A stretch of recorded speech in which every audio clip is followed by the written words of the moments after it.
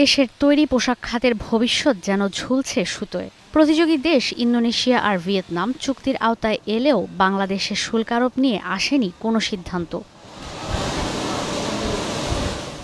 ওয়াশিংটনে মার্কিন বাণিজ্য প্রতিনিধি ইউএসটিআরের সঙ্গে তৃতীয় দফায় চলছে বৈঠক। বাণিজ্য উপদেষ্টার নেতৃত্বে আলোচনায় অংশ নেওয়া প্রতিনিধি দলের আশা কমবে বাড়তি শুল্ক। ধারণা করা হচ্ছে শুক্রবারের মধ্যে আসবে যে কোনো সিদ্ধান্ত। তবে চুক্তির আওতায় না এলে 1 আগস্ট থেকে 35% শুল্কের বিকল্প নেই। দেশে দেশে শুল্ক আরোপে ডোনাল্ড ট্রাম্পের মূল উদ্দেশ্য যুক্তরাষ্ট্রের বাণিজ্য ঘাটতি কমানো। এই ইস্যুতে বাংলাদেশ সরকারও বেশ কিছু উদ্যোগ নিয়েছে, যার মধ্যে রয়েছে 7.5 লাখ টন গম আমদানি, যুক্তরাষ্ট্রের বিমান নির্মাতা প্রতিষ্ঠান বোয়িংয়ের 25টি বিমান কেনা এবং তরলীকৃত প্রাকৃতিক গ্যাস আমদানি বাড়ানো। আর এসব কারণেই যুক্তরাষ্ট্র শুল্ক কমাবে এমন আশা করছে বাংলাদেশ। এদিকে পার্শ্ববর্তী দেশ ভারতে বসেছে 25% বাড়তি শুল্ক।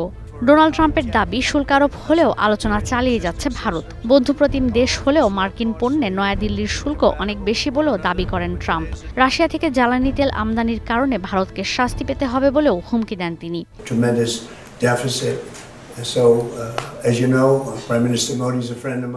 আমাদের বাণিজ্য ঘাটতি অসাধারণ অবস্থায় গেছে। নরেন্দ্র মোদী আমাদের বন্ধু, কিন্তু ভারত আমাদের সঙ্গে খুব বেশি ব্যবসা করে না। তারা অনেক কিছু বিক্রি করে যুক্তরাষ্ট্রে, কিন্তু আমরা কিনতে পারি না, কারণ তাদের অনেক উচ্চ শুল্ক। পৃথিবীতে উচ্চ শুল্ক গুনতে হওয়া দেশগুলোর মধ্যে ভারত একটি। 1 আগস্ট যুক্তরাষ্ট্রের জন্য অনেক বড় দিন। অন্যদিকে সময় শেষ হওয়ার আগ মুহূর্তে শুল্ক কমাতে চুক্তি হয়েছে পাকিস্তানের সঙ্গে। ট্রাম্প জানান ইসলামাবাদের জ্বালানি তেলের মজুদ থেকে তেল উত্তোলনে সহযোগিতা করবে ওয়াশিংটন।